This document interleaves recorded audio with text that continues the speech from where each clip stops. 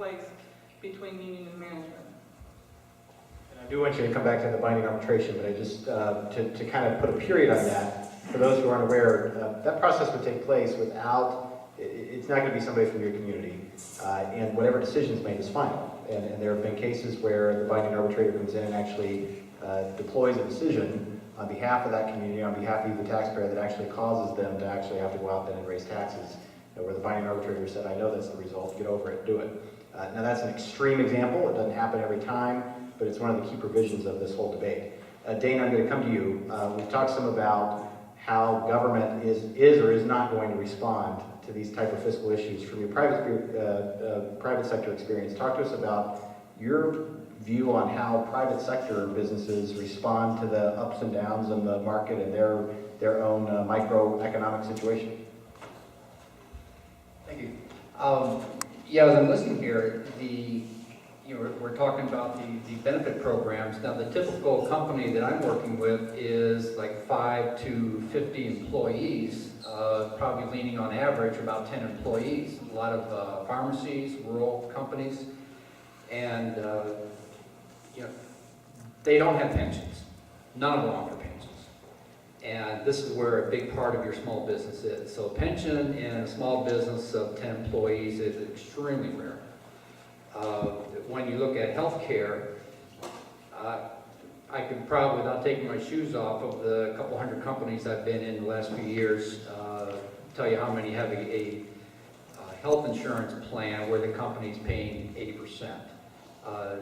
A real benevolent owner might offer something that the employees can pay into so they can at least get some health insurance, but the contribution is going to be very small. What small business is doing at this point, again, the ones that I work with, there's a lot of talk of consolidation. I just got a call today from a company, rural Northwest Ohio. They said we can't do it anymore. It's just, there's just too much regulation coming through in healthcare. We can't make a dollar, we'll break even now, and they want me to help them find a buyer for their company. So, and actually I give a presentation for these small healthcare companies and pharmacies, what to do when you're squeezed. You buy or you sell, you expand to try to gain some critical mass, or you shut it down. And some are shutting it down. So the small business owner doesn't have the option to raise taxes, and they barely have the option even to lay off to reduce their expenses. So in my mind, what I see, talking with the small business owners, even here in Ohio, they consider government workers to be elite workers. We talk about, soaking the rich and taxing the rich. Well, you talk to the common man on the street, and they give their IT for the benefit plans that government workers have, whether they're state, local, or federal. So, small businesses squeeze, and they're not looking to expand. They don't have these benefit plans. They probably never will have these benefit plans. So, that's what I'm saying. I just want to add on that. But one of the things you often hear in this whole debate is, oh, well, why do you want to bring government workers down to the private sector? Or should we bring the private sector up to government? And that sounds like, oh yeah, sure, why don't we do that? Well, there's a reason why we can't do that in basic economics. We wanted to take this argument to its kind of logical conclusion. So what we did is we applied the 30-year starting pension of state workers, which is about $39,000, for every private sector Ohioan to get that same basic pension that a state worker is going to get after a 30-year career. It would cost Ohioans $123 billion a year in higher taxes, which would swallow 26% of Ohio's GDP. You can run the numbers yourself. I'm not making that up. It's that stark, because that's how good it is. And you just can't put that kind of a cost structure onto a private sector entity and say, well, provide that. Well, again, wouldn't it be great, but money's not on a money tree. So we actually have to make tough choices. And if you think about it, this one kind of provision, which doesn't sound like a big deal, having to consider an entity's ability to pay. That happened in the city of Toledo. The arbitrator said, you're going to give raises, and it's not my problem for you to find revenue. You go raise taxes to find it. It is akin to what we're experiencing now with this fiscal collapse, right? People going to buy homes who couldn't afford to pay. And people said, well, sure, let them have the home, right? Who cares if it's 0% down, or who cares if we're not going to truly check records and make sure they make what they make? So their ability to pay was not really considered. And what do you know about how that house of cards collapsed? And in the same sense, we're starting to see this now. I know you were going to mention it, but just today, the state auditor put the city of Akron on fiscal watch. Right? These are realities. This is going to start happening in school districts and in other places, one by one, as the fiscal crisis, global economic downturn continues, potentially double dips, revenues continue to be tighter or go down, and we're not going to pass levies. 85% of all levies failed in August that were on the ballot in Ohio. There's a reason for that. Thanks, Matt. And I would just add, on the private sector, because Dana, I'm not even going to give you the microphone back. I just want a head nod. How do you know the surest way that you've got a management team that doesn't know what they're doing on the private sector? It's when they're out of money, they're losing money, and what they say to you or what they say to me is, let's just raise volume. Let's just sell more widgets, right? And often, sure, if they could do that, that's great, but that's not how you manage in the private sector. You cut your cost, and then you try to go out and sell more widgets, because that's the surest way to destroy yourself, is to just bet on the come.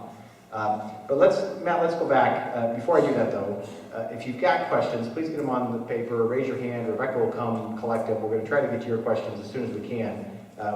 You have been a relatively unparticipative crowd up to this point. I hate to shame you, but we've done a bunch of these, and so far either all of you are really smart, or we're really stupid, or it's some combination of the two. I'm going to insult you. We're stupid. Matt, let's go back to you. What happens without the ability of these local governments to control their personnel costs, as you starkly pointed out? Well, obviously they try to raise taxes, and if those fail, then we see staffing cuts, right? You see firefighters, young ones get laid off. You get young police officers laid off. You get teachers laid off. I mean, it's a reality empire. I mean, the very things that they say they want to prevent by kind of keeping the status quo will actually accelerate because, again, everything's dependent on taxpayers raising taxes on themselves when they're already feeling it's too high, they're losing value in their property, they haven't got a raise in the private sector in a couple of years. So it's going to create a greater fiscal crunch if we can't control these costs. And that's one of the worst things that can actually happen. If we just kind of get common sense here and say, look, we just can't afford the cost structure, just realign it. That $7.6 billion deficit I told you about, the 613 school districts? We ran a 10% package cut for every single one of them, just as to see what it looked like, what impact it would have. And what we did is we said, if you reduce the compensation package by 10% today, so that's a combination of pay cut, a healthcare premium shift, pension shift, sick leave, things like that. But the total reduction in yearly compensation is 10%. If you did that and then limited future year growth to 3.2%, so you're not saying you're not getting anything else for the rest of your life, we're going to limit it to 3.2%, which is the historical inflation rate in Ohio. That $7.6 billion deficit turns into $1 billion surplus. It's that significant of a swing by just a 10% reduction. Now, look, I know these guys out here, right, they don't want a 10% reduction. Nobody does, right? I didn't want a 34% reduction, but it was the right thing to do. Melanie, I understand you have some examples of how governments are already responding to these personnel cost crises. Maybe you can talk about that. Just a few quick examples. Excuse me. In May of this year, the city of Cleveland reported that they would be cutting 321 city employees.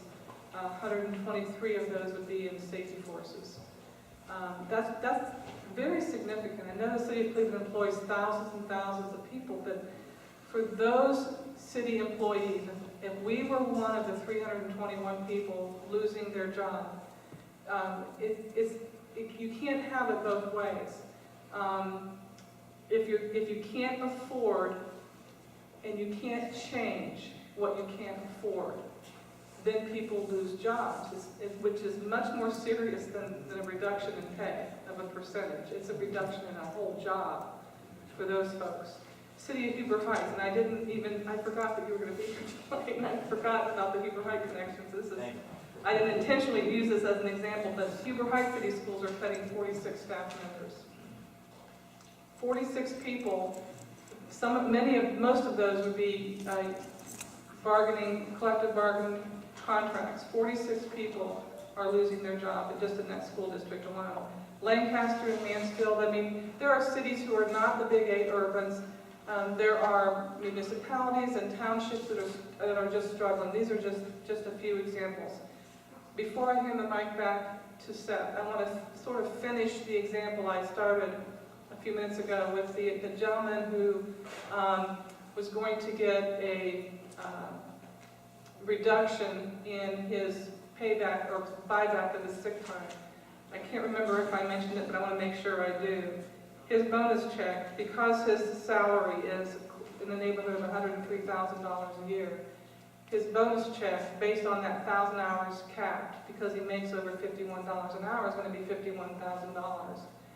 And the comment that he made in the email to us is he thought that the change in Senate Bill 5 was mean-spirited, because he's going to be, that amount for that piece alone was going to be $12,000 less than what he would have gotten. $51,000 bonus check, and he still thinks SB 5 is mean-spirited.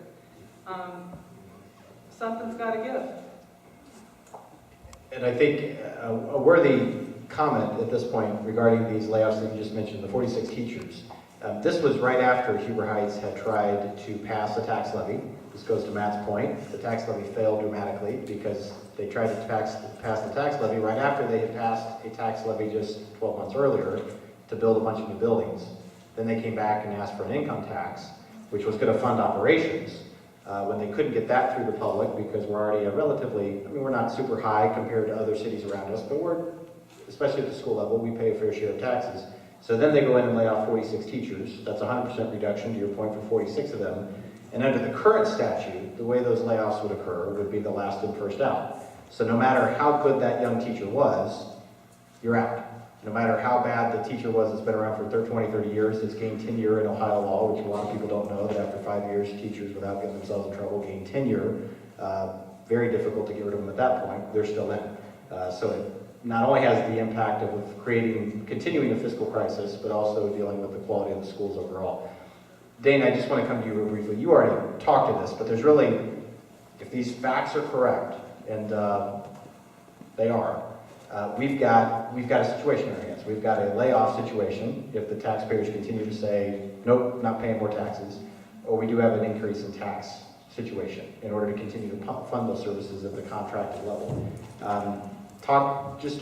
Comment, remind the crowd what you said in your opening statement about the impact that you see that has on the private sector.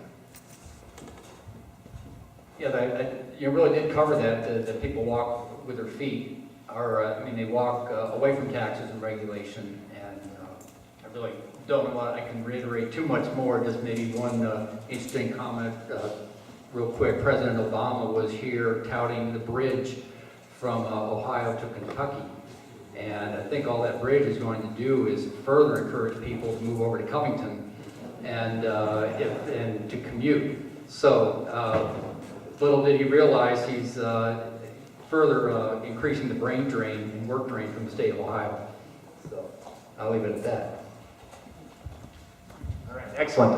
Again, I want to encourage you to get your questions to Rebecca. We're about to start taking them in particular. Matt, I'm going to come back to you just real quickly. Tell us about how Senate Bill 5 will help the school system, in your view, if it's passed. Let's get to the positives of this. And maybe you can comment on some of the reforms that have happened in Wisconsin and the impact that that's had in Wisconsin. I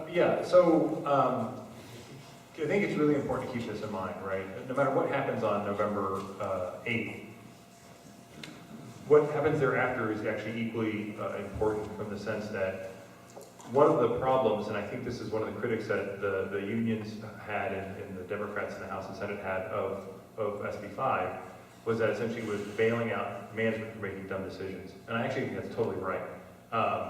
The folks that go to that table to negotiate over the last 20 years have truly failed to represent taxpayers at the table. And when revenues were coming in, it was really easy to just kind of give away the bank, and there were no consequences to that. So now that we're in a fiscal crisis, globally, nationally, at state level, local level, that kind of generosity is kind of coming home to roost. And so if all you do is have more school board members or more city council or county commissioners or township folks or state reps who essentially continue that process, even if issue 2's there,